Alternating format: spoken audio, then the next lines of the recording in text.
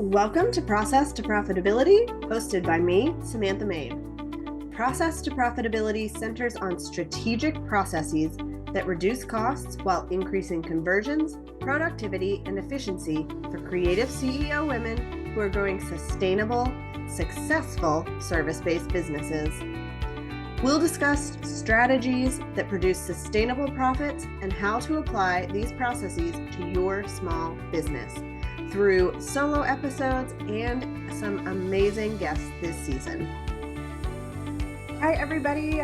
Today, I'm talking with Jennifer Curfman of Untamed Creative, and we are discussing all things voice of customer research, and I'm so excited.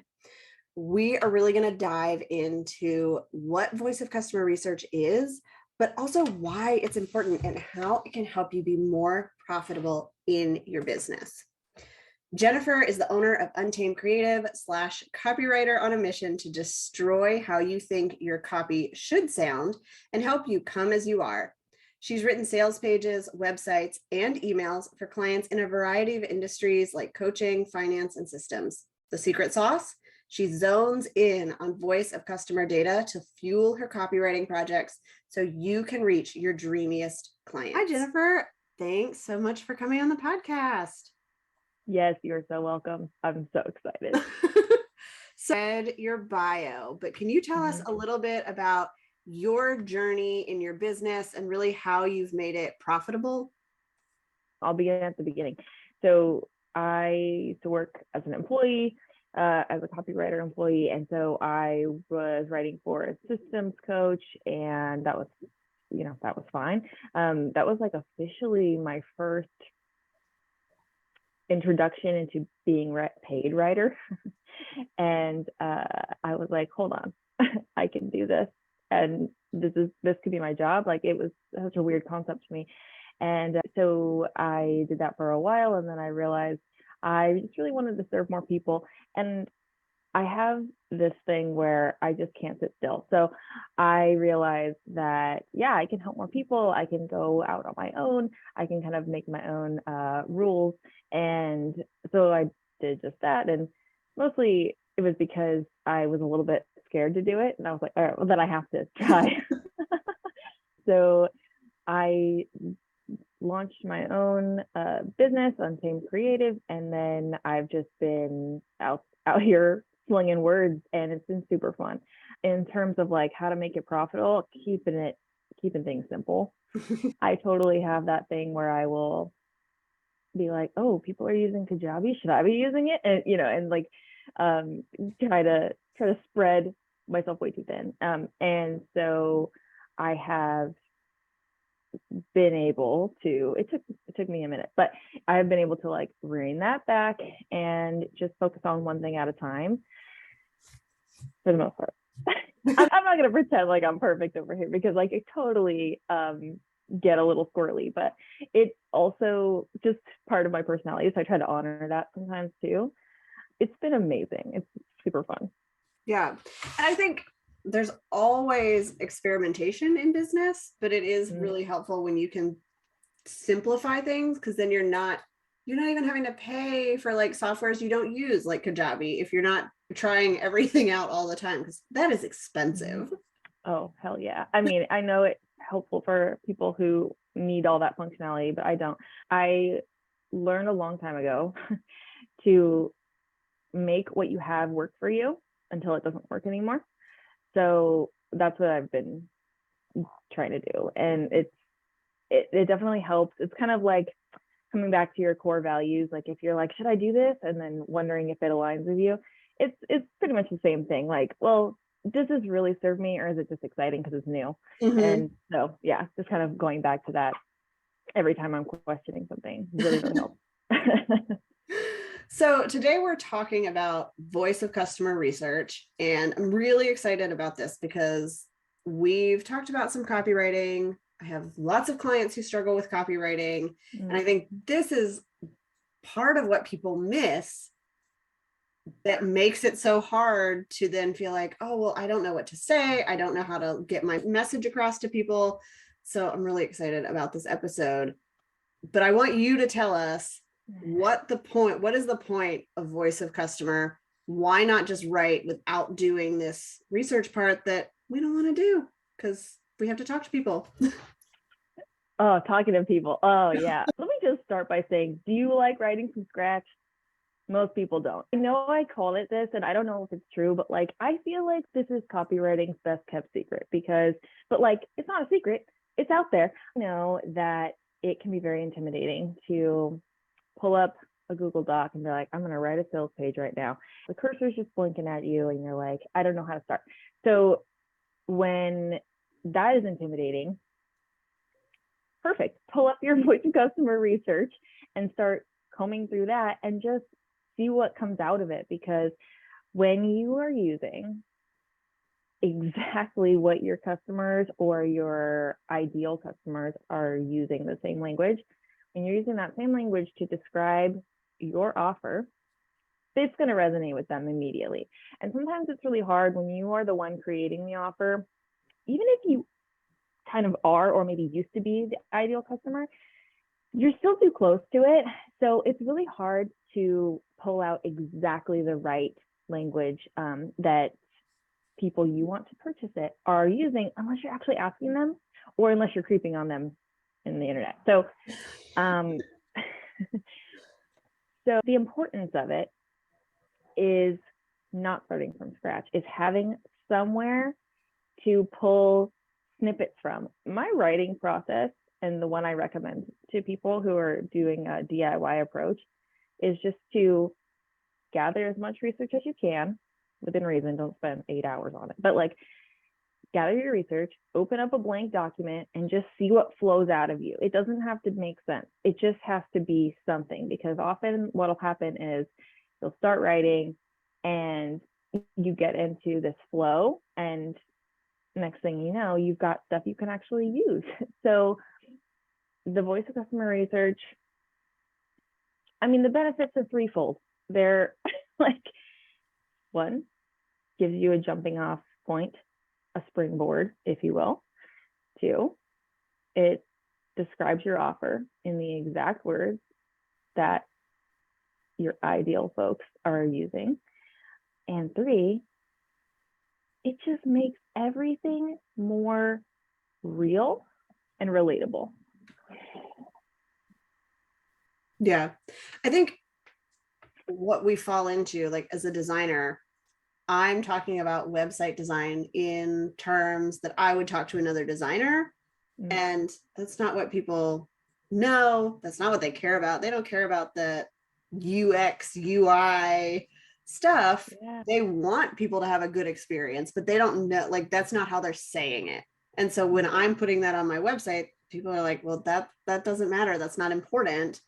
And so when we can get the actual words people use, then we're not trying to guess at it.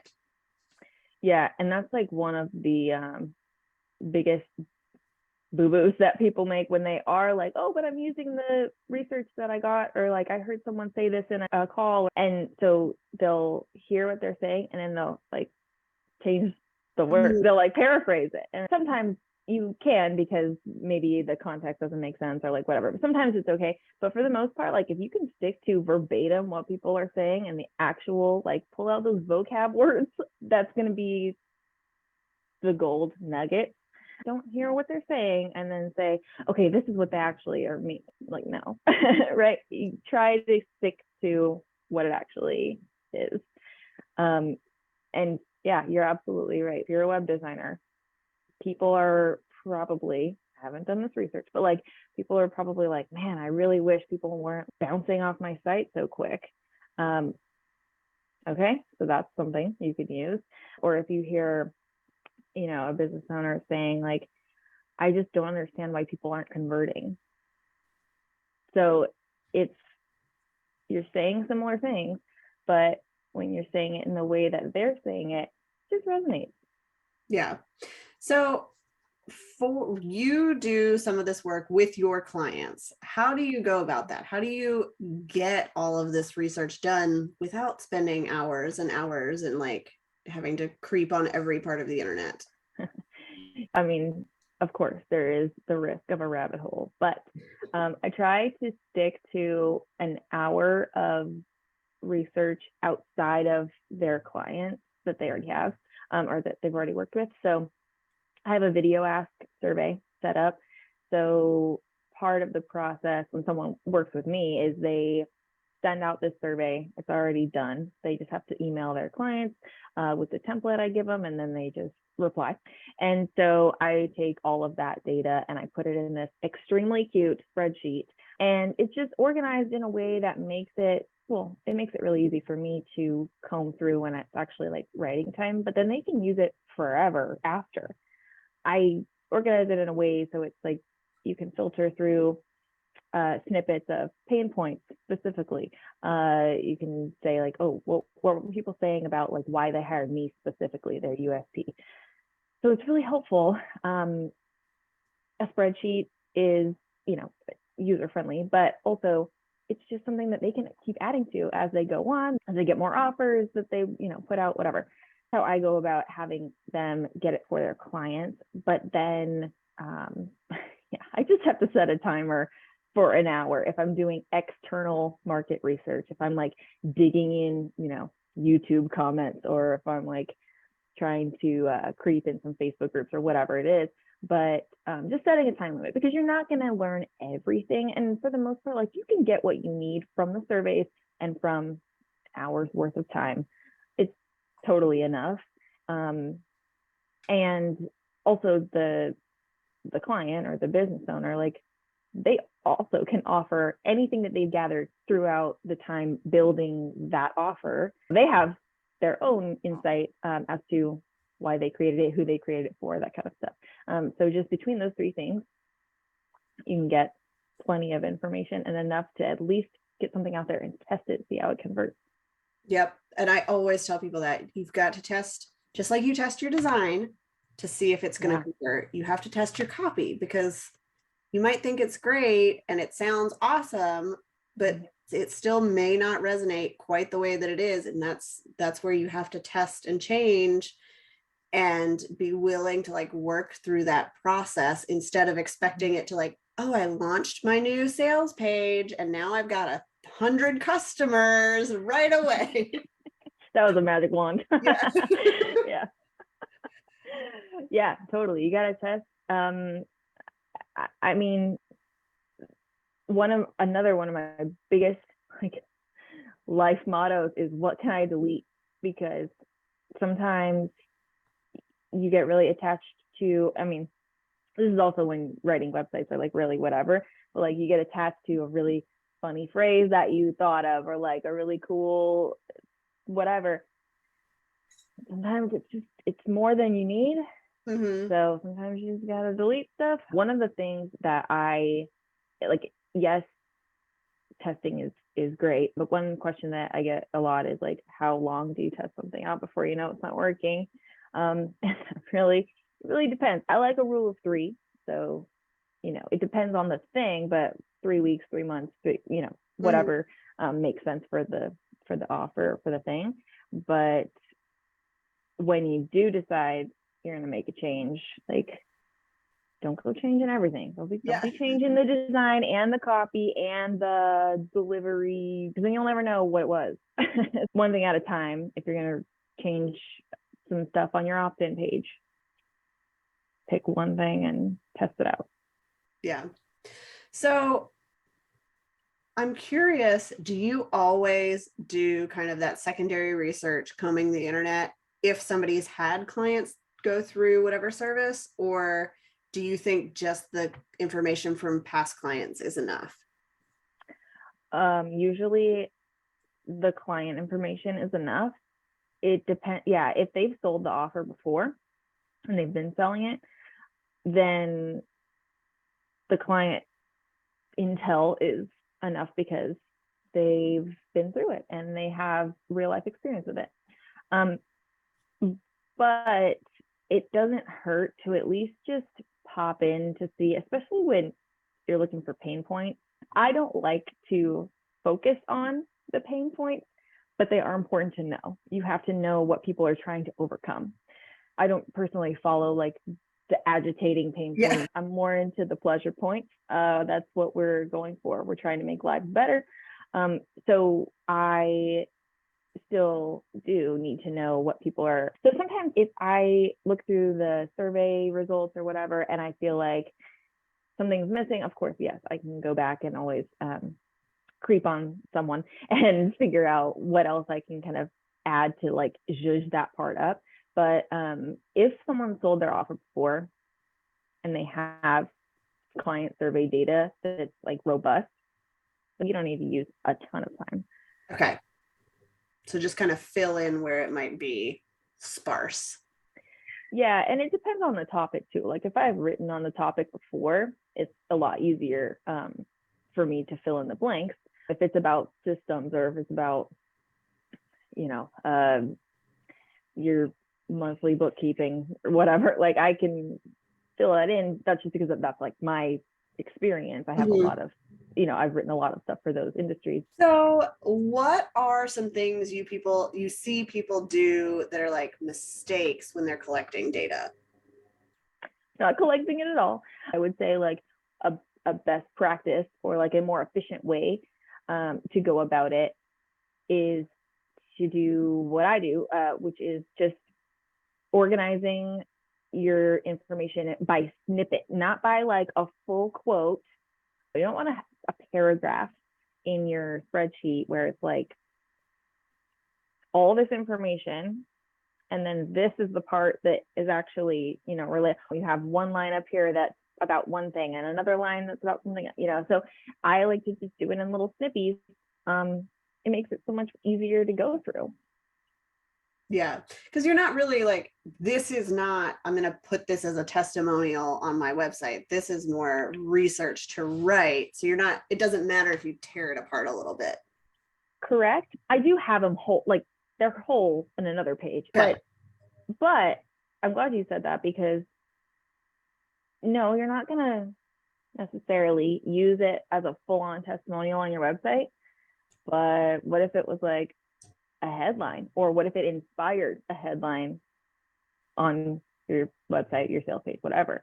So you can use those things for so many other purposes than just like inspiring copy. It's also really helpful for content ideas.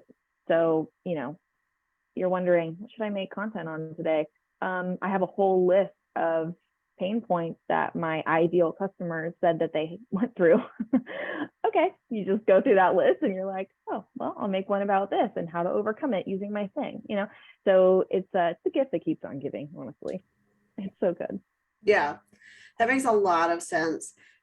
Do you have any other best practices as far as like collecting data or ways that you can use it that, you know, people, you know, if you're going to all this effort, people want to make sure that they're getting the most out of it?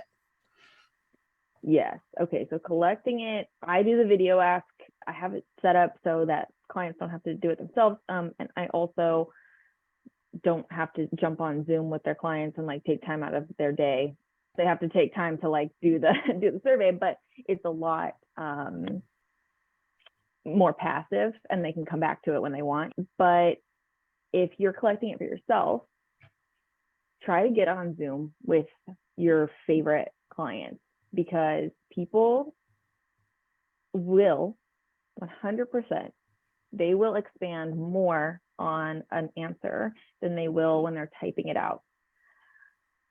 You will get so much more information out of them. And you can use like Descript or Otter.io or transcribe that call, highlight, you can pull the little snippets out of the transcript and then put them in your spreadsheet, but talk to people. Like that's the biggest thing, is talk to people. I used to interview other people's clients for them, and that was just incredibly helpful.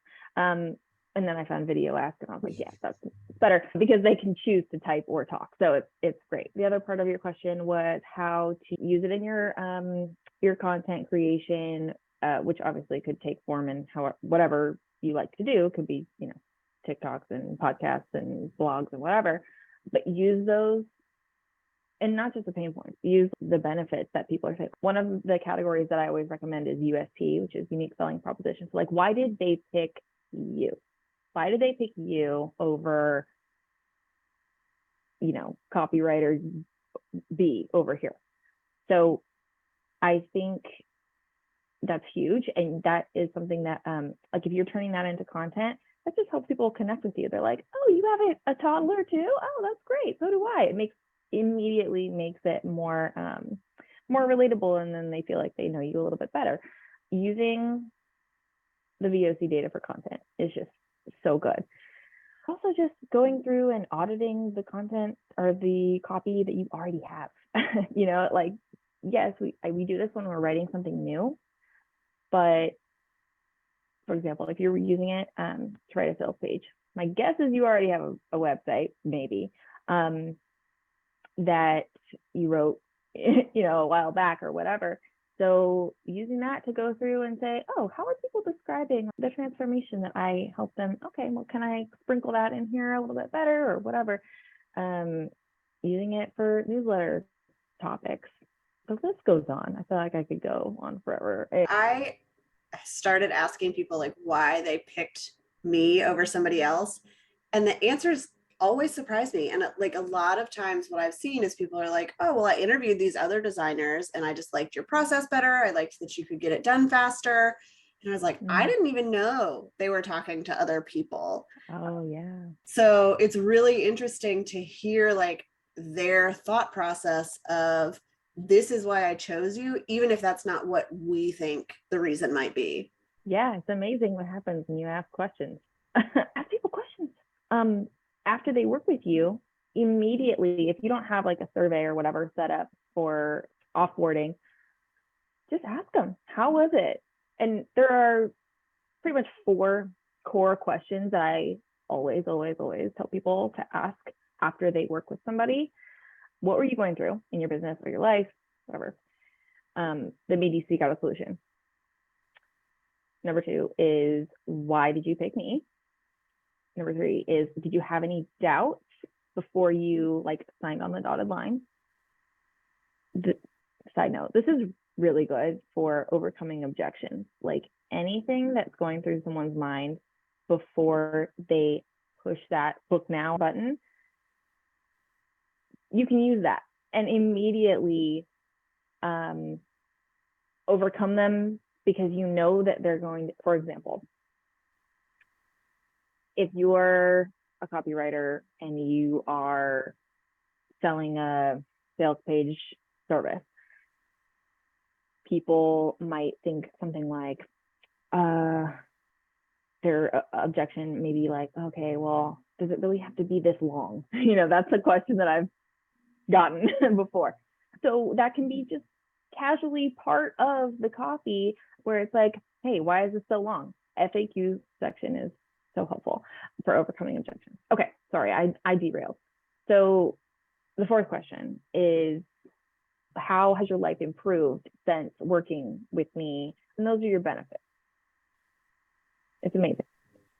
Yeah, so I love those. And I think that is what I've been refining so much in my process, is like, what do I ask people? I was reminded recently, like with a service like mine, and even a service like yours where you're doing copywriting, they will have immediate benefits, but they're also going to have like longer term benefits. So it can be helpful to go back to get that information later. Like, oh, well, after your sales page launched, then I sold out my course in 48 hours or something like that. They're not going to know that the day or the week it launches.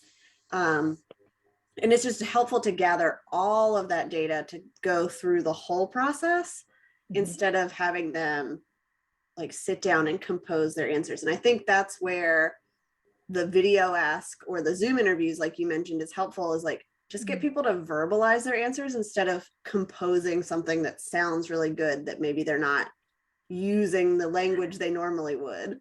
Yeah, people often will write different than they would talk about it. And so, yeah, I love doing a video for that exact reason. Like people, me included, will just go off on like a little tangent and just start spilling their guts, and it's like so helpful, and it's awesome. And one question I get a lot too is, do you incentivize these surveys for feedback?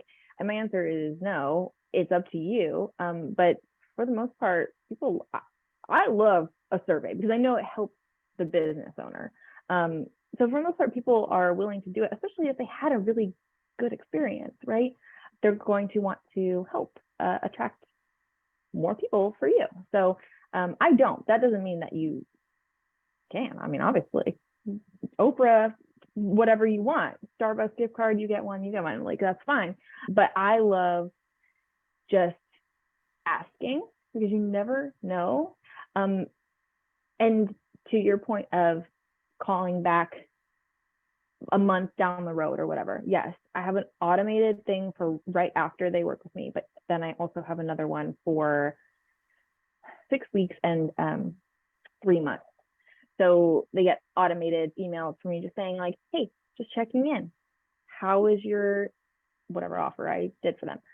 Because exactly what you said, they can be like, oh my gosh, now that I've actually implemented the sales page that you wrote for me, like, yeah, I have sold whatever, $10,000 of my offer. And then that's amazing. And then you get to celebrate with them. I'd love if you could really pinpoint a way you've seen your clients use this voice of customer data to convert people, like new clients or new customers. How are they using this research to really see more profit in their business? So I especially love this for when you have a brand new offer and you need a sales page for it. Okay. It's really hard to know what to say when it's a brand new offer that nobody's ever experienced. So it's hard to get that, like the benefits. But one thing that I've seen is pulling from the business owner's experience. One thing that I really like to do in that instance is, well, how can you apply your own life? Why did you create this? So pulling from your own experience first, you are a good resource for your own data. And then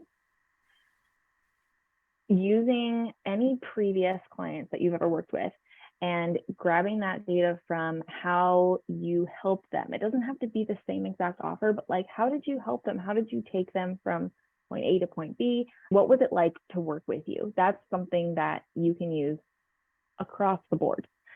That's so helpful because I think, and I've done this in my own like head, is I've got this new offer. It's an awesome idea. Everybody's going to love it. And then I put it out there with like the things I've just kind of made up about what the benefits are and nobody buys it. But if you do some research and you can really figure out what your client is going to see as a benefit, what problem this is actually going to address for them, that you're putting in like the same amount of time, but you're actually seeing a return because people are like, oh yes, this is what I want. Even if it's the same service, if you can put it in their voice, then they're going to be a whole lot more willing to jump on and like pay you money to do your thing. I'm a big fan of offering it to your ideal, like, do you have a dream client or business friend that you know would benefit from your offer? Give it to them. or give them I'm not going to say give something for free if you don't want to, but maybe, and just in exchange for, can you just give me your honest feedback, or here's a reduced price because you're my first one. And just say, by the way, this isn't going to be perfect, and it's okay because you're going to help me make it perfect. I've done that for people. I'm more than happy to, because that'll help. First of all, you get a great testimonial, slap it on the sales page, bam.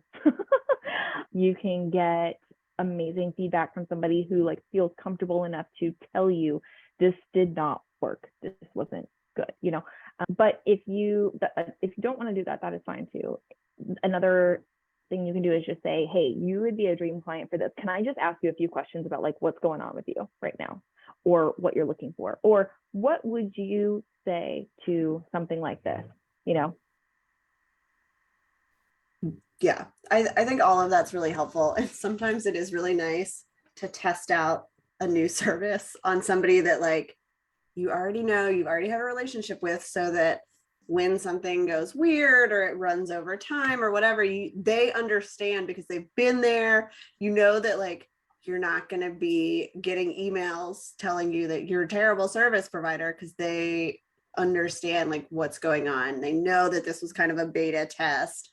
And that for me, like when I did my first VIP day, it was with my real estate agent who sold us our house. And I told her, I was like, I'm trying this out. You're the first one. And it was so much easier to know that if I didn't get it done at the end of the day, she wasn't going to freak out. She wasn't like, this has to be finished. So I was able to relax and kind of go through it and make sure that the process was going to work before I sold it to people I didn't know. Yep. Because yeah, it's scary. I don't care how comfortable I am with a client. Like, I still panic as soon as they sign the contract. I'm like, oh my God, I have to do this work now. There's just a lot of what if, you know? And so I don't care if I'm doing a trade for somebody. I don't care if they're paying me full price. I don't care. I still get a little bit of anxiety when I actually have to do the thing. But the feedback component of it is a lot more relaxed, because you don't have to worry, am I going to get, you know, an email a few days later saying like, I am so disappointed, or worse, silence, where you're like, how do they feel? So yeah, I love a biz bestie, or somebody that you can just say, hey, you're not going to hurt my feelings. Please tell me what you think. I want to wrap up and ask you what the most impactful decision is that you've made in your business and why. Oh, talking. Talking to people.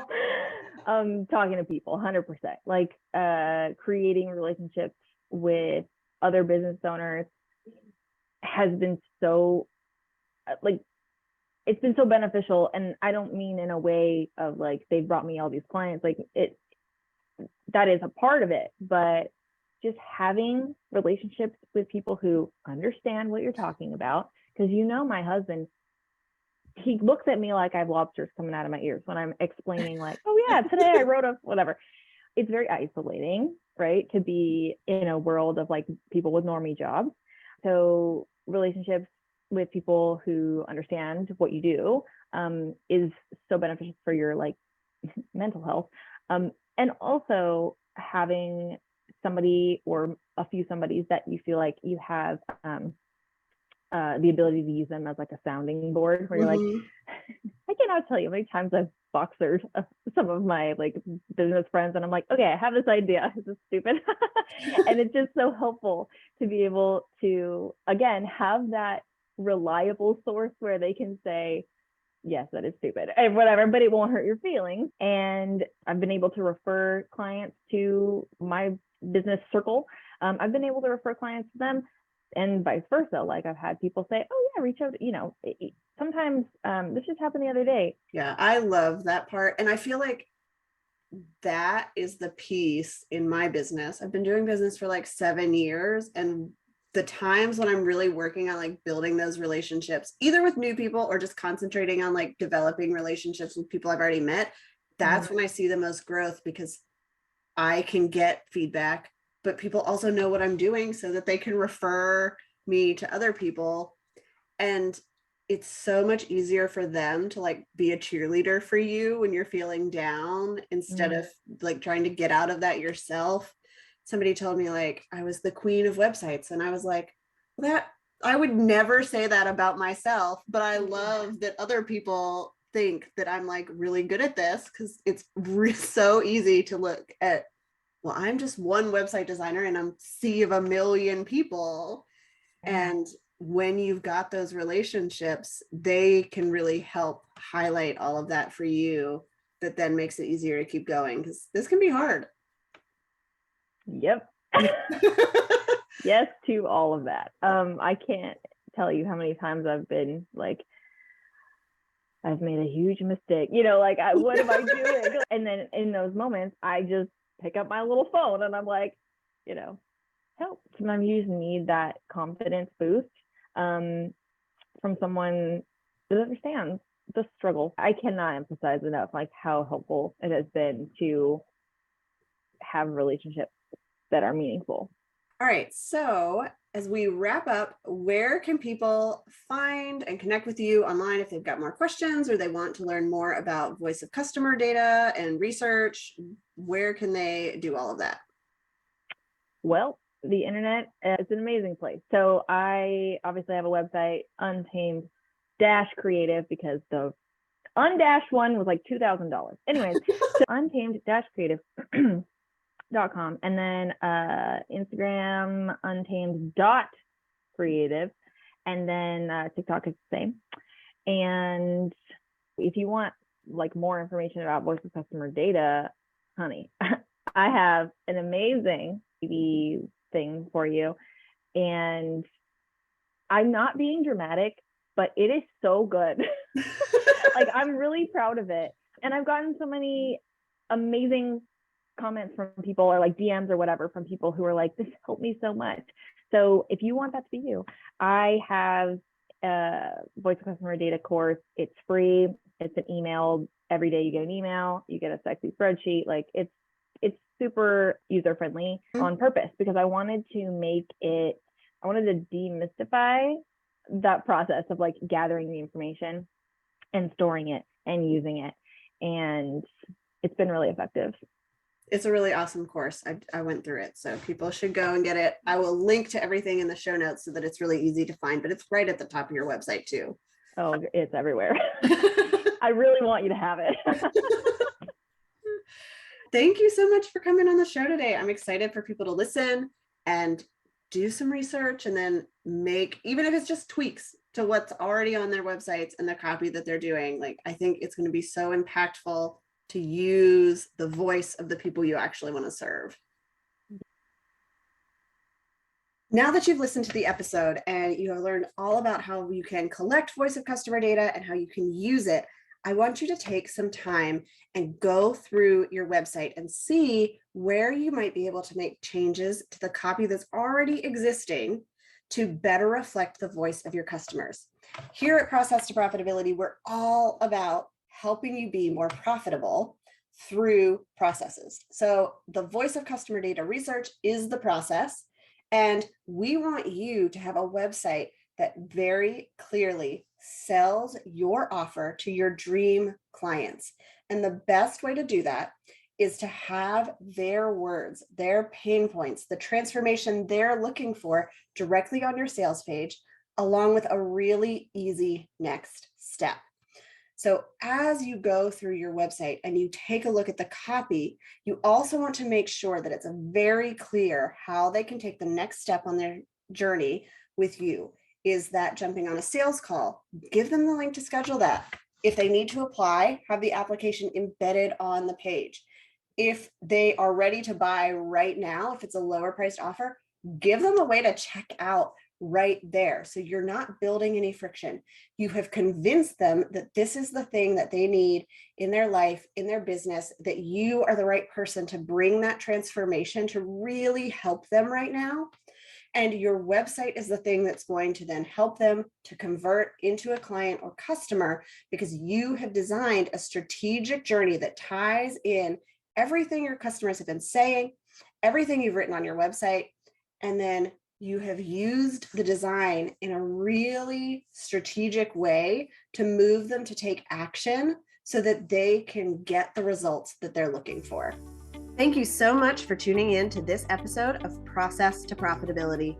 I'd love it if you would leave a rating and review on Apple Podcasts to help others find the show, and send me a message to let me know, what is your process to profitability? You can connect with me on my website at lemonandthesea.com or on Instagram and TikTok at lemonandthesea.